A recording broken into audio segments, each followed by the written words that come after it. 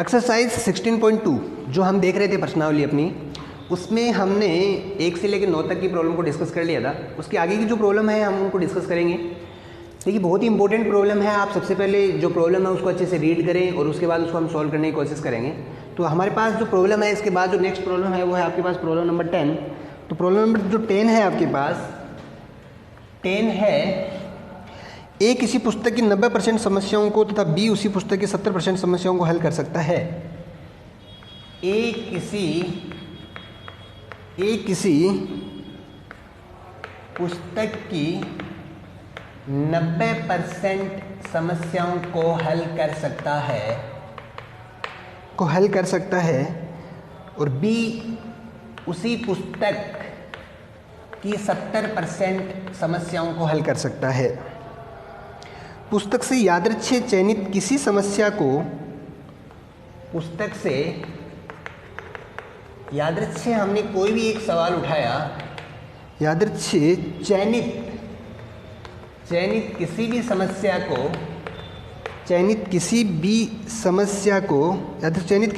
को उनमें से कम से कम एक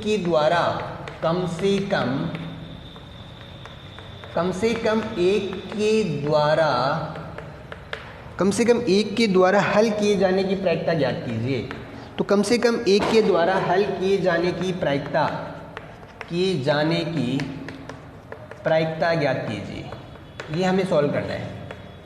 ये हमारे पास प्रॉब्लम है कि ए किसी पुस्तक की 90% समस्याओं को तथा बी उसी पुस्तक की 70% समस्याओं को सोल्व करता है। यादृच्छिक अगर हम कोई एक समस्या अगर वहाँ से पिक करते हैं, उठाते हैं, तो उस समस्या को किसी एक के द्वारा उस समस्या को हल करने की प्रायिकता ज्ञात कीजिए।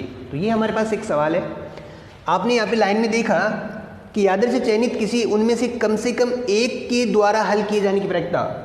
यहाँ से देखो, इसका अगर हम पढ़ने के बाद किसी समस्या एक के द्वारा हल, कम से कम एक के द्वारा, इसका मतलब दोनों भी समस्या को हल कर सकते हैं।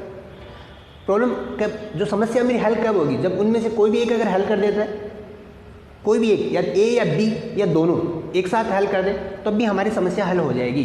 तो सबसे पहले देखेंगे किसी पुस्तक की 90% समस्याओं को और बी उसी पुस्तक की 70% पुस्तक को यादृच्छिक हल कर देता है, तो ए के द्वारा समस्या हल करने की प्रायिकता पी ए वो है 90%, यानी वो हो जाएगा 90/100, तो वो हो जाएगा आपका 9/10। तो उस ए के द्वारा 90% समस्याओं को हल नहीं करने की प्रायिकता वो है 1/10 ए नॉट, यानी हल नहीं करने की प्रायिकता ये है आपके पास। यानी ए की 90% समस्याओं को हल करने की प्रायिकता ये है, नहीं है वो ये है। बी के द्वारा 70% समस्याओं को, तो बी के द्वारा उसी पुस्तक की 70% जो प्रॉब्लम है, प्रोबेबिलिटी है, उनको वो सॉल्व कर देता है। तो बी के द्वारा समस्या हल करने की प्रायिकता जो है वो है 70%, यानी वो हो जाएगा 70/100, ये हो जाएगा आपके पास 7/10। तो बी के द्वारा प्रॉब्लम हल नहीं करने की प्रायिकता जो है वो है 3/10। ये हमारे पास कुछ रिजल्ट हमने यहाँ से निकाले हैं। कम से कम एक के द्वारा हल किए जाने की प्रायिकता। देखो इस सवाल को सोल्व करने के हमारे पास दो तरीके होंगे, दो मेथड से आप इसको सोल्व कर सकते हैं। पहले हम फर्स्ट मेथड को डिस्कस करेंगे, उसके बाद हम सेकंड मेथड को डिस्कस करेंगे। तो यहाँ से अगर अपन देखें तो कम से कम एक के द्वारा हल किए जाने की प्रायिकता, तो कम से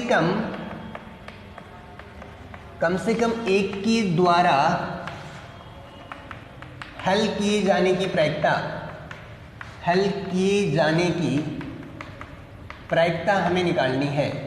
तो सिंपल आप लिखेंगे 1 माइनस, कम से कम एक के द्वारा हल किए जाने की प्रायिकता 1 माइनस किसी के भी द्वारा समस्या हल नहीं किए जाने की प्रायिकता, किसी के भी द्वारा हल नहीं किए जाने की प्रायिकता को अगर मैं माइनस करूं तो 1 माइनस, यानी प्रॉब्लम मैंने सॉल्व की ही नहीं, आपने, इसने भी नहीं की और इसने भी नहीं की, तो क्या बन जाएगा 1 माइनस पी ए बार जो है मेरे पास 1/10 इंटू 3/10, तो ये बन गया 1 माइनस 3/100, 1 माइनस 0.03 और रिजल्ट आएगा 0.97। तो किसी भी एक के द्वारा हल किए जाने की प्रायिकता जो है वो 97% है, यानी उसका जो प्रोबेबिलिटी है वो 0.97 है मेरे पास। ये आपके पास एक मेथड है इस प्रॉब्लम को सोल्व करने का। इसका जो सेकंड मेथड देखिए आप, तो सेकंड मेथड हम इसमें कम से कम एक के द्वारा हल किए जाने की प्रायिकता अगर हम यहाँ पे डिस्कस करें तो कम से कम एक के द्वारा हल किए जाने की प्रायिकता को अगर हम केस बनाएं तो देखिए हमारे पास कितने केस बनेंगे। अगर ए अगर प्रॉब्लम को सॉल्व कर देता है तो बी नहीं करेगा, कम से कम एक के द्वारा। तो कम से कम एक के द्वारा हमने प्रॉब्लम को हल करवा दिया। दूसरा केस क्या बन सकता है, ए अगर नहीं करता है तो बी करेगा, या फिर दोनों प्रॉब्लम को हल कर देते हैं। तो हमारे पास ये कम से कम एक के द्वारा हल किए जाने की प्रायिकता है पी ए। तो यहाँ से देखें तो P A P B bar है, पी ए बार है, पी बी है आपके पास, फिर है पी ए और पी बी, ये हमारे पास बनता है। ए के द्वारा हल होने की प्रायिकता है 9/10, not 3/10, not 1/10, P B 7/10, P A P B 9/10, 7/10। तो रिजल्ट देखिए बन जाएगा 27/100, 7/100, 9 7 63/100। सबको अगर ऐड करें तो देखिए 70 97, तो 97/100 जो रिजल्ट आया 0.97। तो सिंपल आपने उस मेथड से भी क्वेश्चन को सोल्व किया, हमने इस मेथड से भी क्वेश्चन को प्रॉब्लम को सोल्व किया है। दोनों से आप देख सकते हैं कि जो आपका रिजल्ट है वो सेम है। हमें दोनों फॉर्मूले यूज करके हम प्रॉब्लम को इजी वे में सोल्व कर सकते हैं। बस वो दो मेथड हम यहाँ पे देखने की कोशिश कर रहे हैं कि वो दो मेथड हम किस तरीके से एक प्रॉब्लम को किन्हीं भी दो मेथड से हम सोल्व कर सकते हैं। तो जो नेक्स्ट प्रॉब्लम है हमारे पास, अब हम नेक्स्ट प्रॉब्लम को डिस्कस करेंगे। जब तक मैं इसको नोट करता हूँ आप प्रॉब्लम को रीड कीजिए। देखिए सबसे इंपॉर्टेंट है सवाल को पढ़ना, हल करना इतना इंपॉर्टेंट नहीं है जितना आप सवाल को पढ़ के ये डिसाइड कर पाते हैं अपने दिमाग में कि मुझे करना क्या है। अगर आपने ये डिसाइड कर लिया कि मुझे प्रॉब्लम में क्या मुझे गिवन है, क्या मुझे दिया हुआ है, क्या मुझे निकालना है, तो इसके बाद आप प्रॉब्लम को इजीली सॉल्व कर सकते हैं। तो प्रॉब्लम जो है आपके पास वो है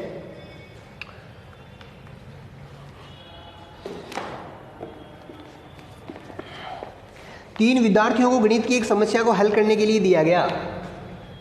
तीन स्टूडेंट को गणित की समस्या हल करने के लिए दिया गया। इन विद्यार्थियों के द्वारा समस्या को हल करने की प्रायिकता, समस्या को हल करने की जो प्रायिकता है वो 1/2, 1/3 और 1/4 है। समस्या के हल हो जाने की क्या प्रायिकता है, समस्या के हल हो जाने की प्रायिकता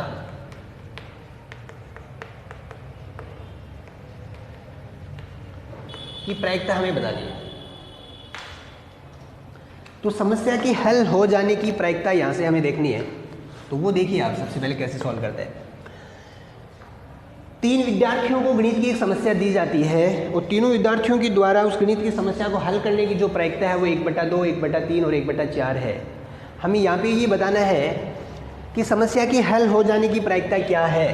देखिए सबसे पहले ए जो क्या है, ए है प्रथम विद्यार्थी द्वारा समस्या को हल करना, बी जो हमने लिया उस द्वितीय द्वारा, सी तृतीय द्वारा। तो पहले विद्यार्थी द्वारा समस्या हल करने की प्रायिकता 1/2, दूसरी विद्यार्थी द्वारा समस्या हल करने की प्रायिकता 1/3 और तीसरी विद्यार्थी द्वारा समस्या हल करने की प्रायिकता है 1/4। पहली विद्यार्थी द्वारा समस्या हल नहीं करने की प्रायिकता 1/2, दूसरी विद्यार्थी द्वारा समस्या हल नहीं करने की प्रायिकता 1 - 1/3 यानी 2/3 और तीसरी विद्यार्थी द्वारा समस्या हल नहीं करने की जो प्रायिकता है 1 - 1/4 यानी 3/4। ये हमारे पास कुछ रिजल्ट्स हल हमने इस सवाल से निकाले हैं कि ए बी सी वो तीन विद्यार्थी हैं कि ए के द्वारा गणित की समस्या को हल करने की प्रायिकता 1/2, बी के द्वारा समस्या हल करने 1/3, सी के द्वारा ये है, ए नहीं कर सकता, बी नहीं कर सकता, सी नहीं कर सकता। समस्या के हल हो जाने की प्रायिकता देखिए, समस्या के हल हो जाने की प्रायिकता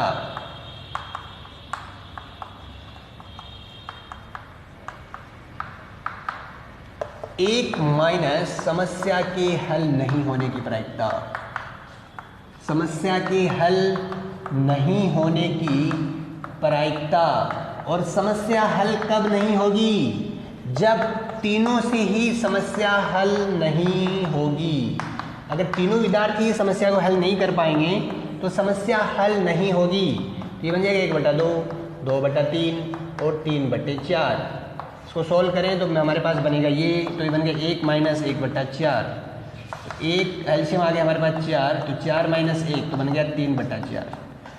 तो ये बन गया समस्या के हल हो जाने की प्रायिकता, वो हमारे पास उसका जो रिजल्ट है वो है 3/4। समस्या के हल हो जाने की प्रायिकता मीन्स 1 माइनस समस्या के हल नहीं होने की प्रायिकता। वो समस्या हल कब नहीं होगी, जब तीनों ही उस समस्या को हल नहीं करेंगे। तो ये हमारे पास एक तरीका था जिससे हम प्रॉब्लम को सॉल्व कर सकते थे। अब हम देखेंगे इसका सेकंड मेथड कि समस्या के हल हो जाने की प्रायिकता से हमारे पास समस्या के हल हो जाने की प्रायिकता के लिए हम कितने केस यहाँ पे बना सकते हैं। तो सबसे पहले हम उन केस को यहाँ पे डिस्कस करेंगे, फिर उनकी प्रोबेबिलिटी को सोल्व करके भी हम ये कर सकते हैं। वो मेथड थोड़ा सा लॉन्ग मेथड है, लेकिन फिर भी हम चाहते हैं कि उस मेथड के बारे में आपको पता चले। तो आप देखिए कि समस्या के हल हो जाने की प्रायिकता, समस्या हल कब हो जाएगी, जब कोई भी एक, तीनों में से कोई भी एक विद्यार्थी समस्या को हल कर पाए, तीनों में से कोई दो विद्यार्थी समस्या को हल कर पाएँ, या तीनों विद्यार्थी समस्या को हल कर पाएँ।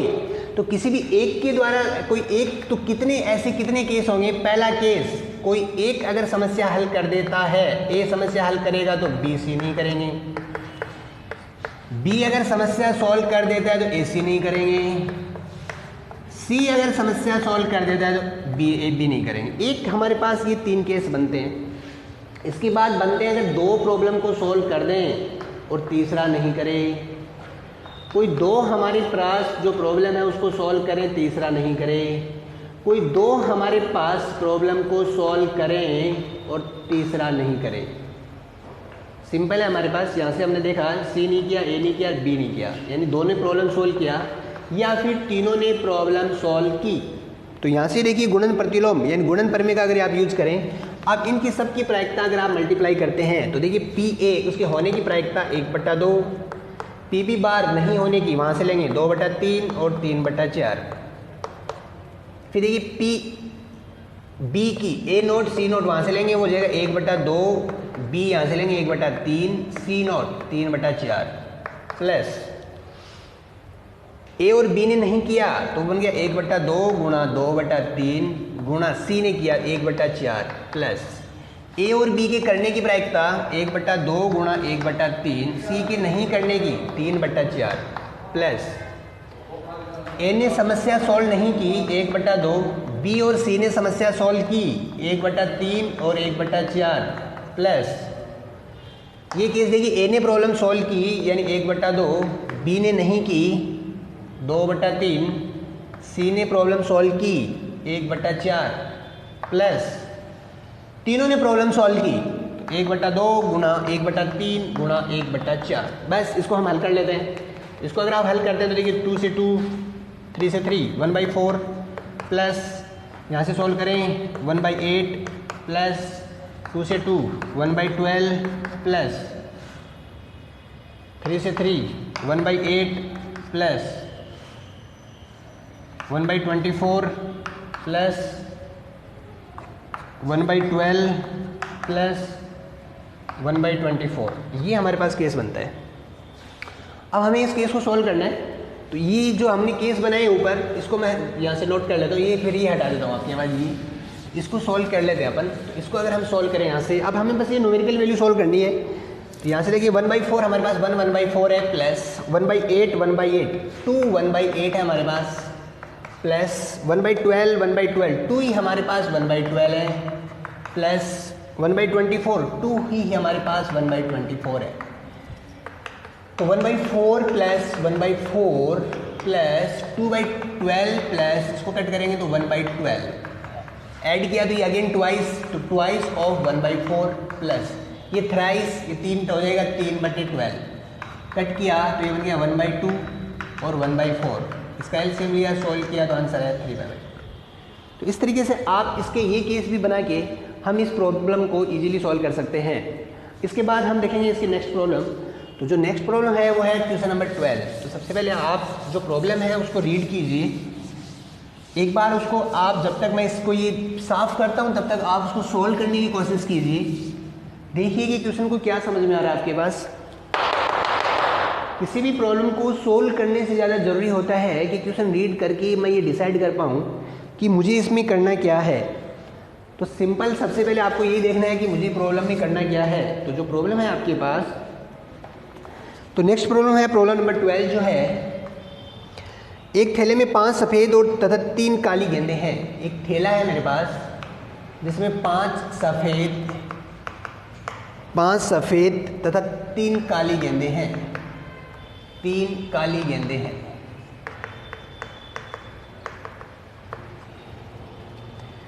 थैले में से 4 गेंदें उत्तरोत्तर बिना प्रतिस्थापन के निकाली जाती हैं। थैले में से 4 गेंदें बिना प्रतिस्थापन के निकाली जाती हैं।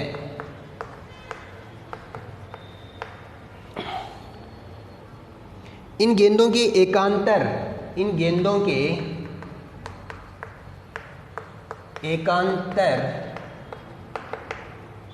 विभिन्न रंगों के होने की प्रायिकता ज्ञात कीजिए। विभिन्न रंगों के होने की प्रायिकता ज्ञात कीजिए। देखिए ये सवाल है हमारे पास।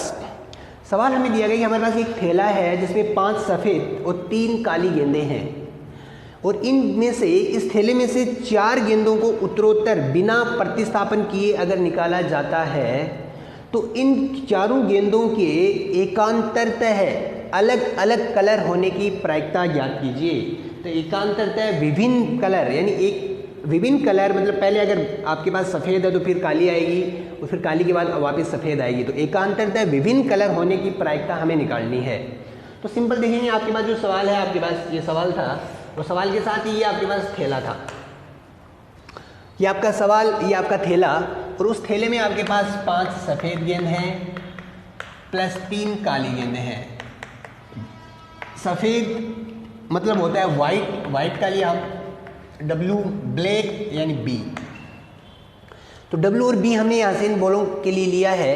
अब मुझे क्या करना है, एकांतरतः विभिन्न रंगों के होने की प्रायिकता। तो मैं देखिए गेंद किस तरीके से निकाल सकता हूँ। सबसे पहले मैंने सफ़ेद गेंद निकाली, तो पहली गेंद अगर मेरी वाइट होगी तो उसके बाद एकांतरतः विभिन्न कलर यानी दूसरी मेरी काली होगी, फिर अगेन वाइट होगी यानी सफ़ेद होगी, उसके बाद वापस काली बॉल होगी। इस तरीके से मैंने 4 गेंद यहाँ पे निकाल दी।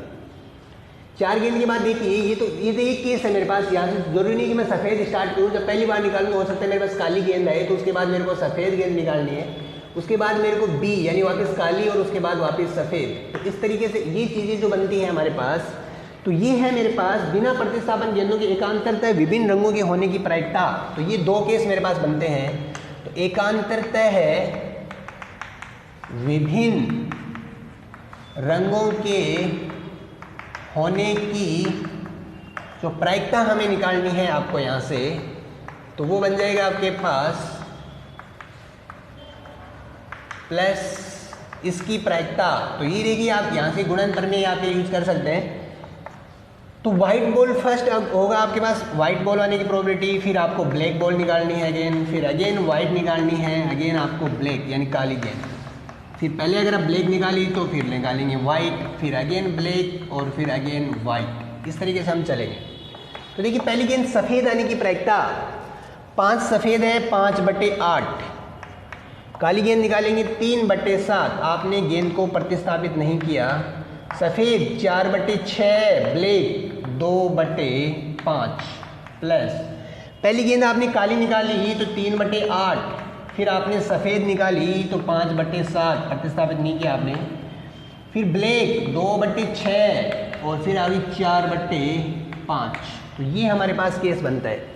तो पहले हम इनको ऐड कर लेते हैं। मल्टीप्लाई करने से पहले हम देख लेते हैं केस 5 3 4 2, 5 3 4 2, 8 7 6 5, 8 7 6 5, दोनों साइड सेम नंबर है तो मैं इनका ट्वाइस कर देता हूँ। तो ट्वाइस ऑफ 5/8, 3/7, 4/6 और 2/5।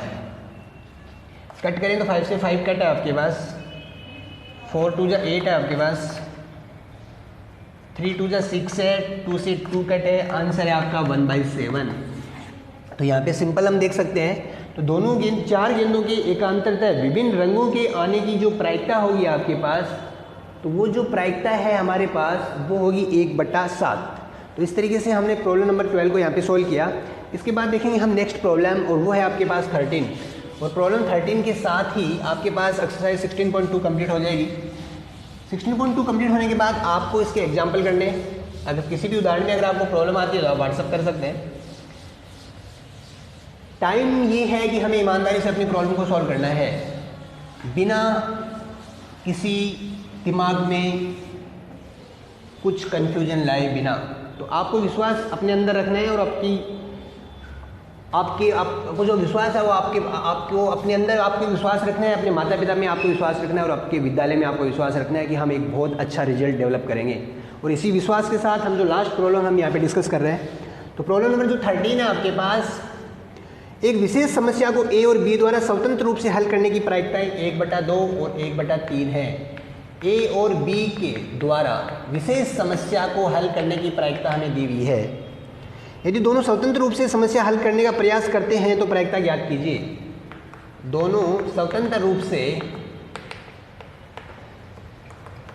समस्या हल करने का प्रयास करते हैं, समस्या हल करने का प्रयास करते हैं, तो हमें केस बताना है। पहला है आपके पास समस्या हल हो जाती है, समस्या हल हो जाती है। सेकंड है आपके पास उनमें से तथ्यतः कोई एक समस्या हल कर लेता है, तथ्यतः कोई एक समस्या हल कर लेता है, कोई एक समस्या हल कर लेता है। तो यहां से हम देखेंगे किसी एक विशेष समस्या को ए और बी के द्वारा हल करने की प्रायिकता 1/2 और 1/3 है। अगर स्वतंत्र रूप से ए और बी उस समस्या को अगर हल करते हैं तो कुछ प्रायिकताएं हमें बतानी हैं। पहला हमें बताना है कि समस्या हल हो जाती है और दूसरा हमें बताना है कि तथ्यतः कोई एक समस्या को हल कर पाता है। तो सबसे पहले जो दिया हुआ है मैं सबसे पहले उसको लिखता हूँ कि ए के द्वारा समस्या हल होने की प्रायिकता जो है 1/2, ए के द्वारा समस्या हल नहीं होने की प्रायिकता 1/2, बी के द्वारा उस विशेष प्रॉब्लम को समस्या को सॉल्व करने की प्रायिकता 1/3 और बी के द्वारा समस्या नहीं सॉल्व करने की प्रायिकता 2/3। ये हमारे पास कुछ आंसर हैं। स्वतंत्र रूप से समस्या हल करने का प्रयास करते हैं, समस्या हल हो जाती है। पहला केस समस्या हल हो जाने की प्रायिकता, समस्या हल होने की प्रायिकता, समस्या हल होने की प्रायिकता मीन्स 1 माइनस समस्या हल नहीं होने की प्रायिकता, समस्या हल नहीं होने की प्रायिकता। तो 1 माइनस समस्या हल नहीं होने की प्रायिकता का मीन्स दोनों जो स्वतंत्र रूप से लगे हुए थे दोनों ने ही किसी ने भी समस्या हल नहीं की, दोनों के दोनों नकारे। तो 1 माइनस नकारे अगर निकलते हैं तो 1/3 और 2/3 आता है हमारे पास। तो ये बन जाएगा मेरे पास क्या, नहीं 1/2 देखो ए भी नहीं करता है तो 1/2, 2 से 2 कट तो 1 माइनस 1/3 तो आंसर आता है 2/3। तो आप देख सकते हैं कि समस्या हल होने की प्रायिकता है वो है 2/3। तो ये हमने इसका फर्स्ट पार्ट सोल्व किया। सेकंड जो है आपके पास कह रहे हैं, सेकंड है कि बहुत इंपॉर्टेंट है, हमने उससे पहले जो सोल्व किया था उसमें और इसमें यहाँ पे फ़र्क है। तथ्यतः कोई एक समस्या हल कर देता है, तथ्यतः कोई एक समस्या हल करने की प्रायिकता, समस्या हल करने की प्रायिकता सिंपल है। देखिए यहाँ से अगर अपन देखें तो या इसमें केस क्या है, या तो प्रॉब्लम अगर ए सोल्व करता है तो बी नहीं करेगा और अगर ए नहीं करता है तो बी करेगा। दोनों को एक साथ समस्या हल नहीं करवानी।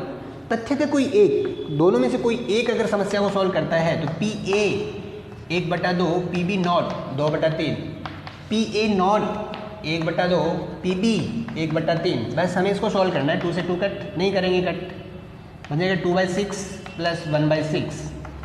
हल सेम है तो ऐड कर देंगे 3/6 तो आंसर आ जाएगा 1/2। तो इसी के साथ हमने जो एक्सरसाइज 16.2 है उसके सारे क्वेश्चन हल कर लिए हैं। फिर भी आपको किसी भी प्रॉब्लम क्वेश्चन में अगर प्रॉब्लम आती है तो आप मुझे पर्सनल व्हाट्सएप कीजिए, आपको उसका सॉल्यूशन मिलेगा। और इसी के बाद जो हम एक्सरसाइज 16.3 हल करने जाएंगे वो हमारे पास बहुत ही एक इम्पोर्टेंट, जिसमें हम बेज थ्योरम को डिस्कस करेंगे। बेज प्रमेय से रिलेटेड क्वेश्चन हमें मतलब बोर्ड में जनरली उससे रिलेटेड जो प्रॉब्लम है वो हमें मिलती हैं। लेकिन देखो सबसे इम्पोर्टेंट जो है कि 16.1, 2, 3, 4 जितनी भी एक्सरसाइज है एक दूसरे से रिलेटेड हैं। तो हमें इनकी कंसेप्ट को अच्छे से समझना है और इनकी जो प्रॉब्लम्स हैं उनको अच्छे से सॉल्व करना है।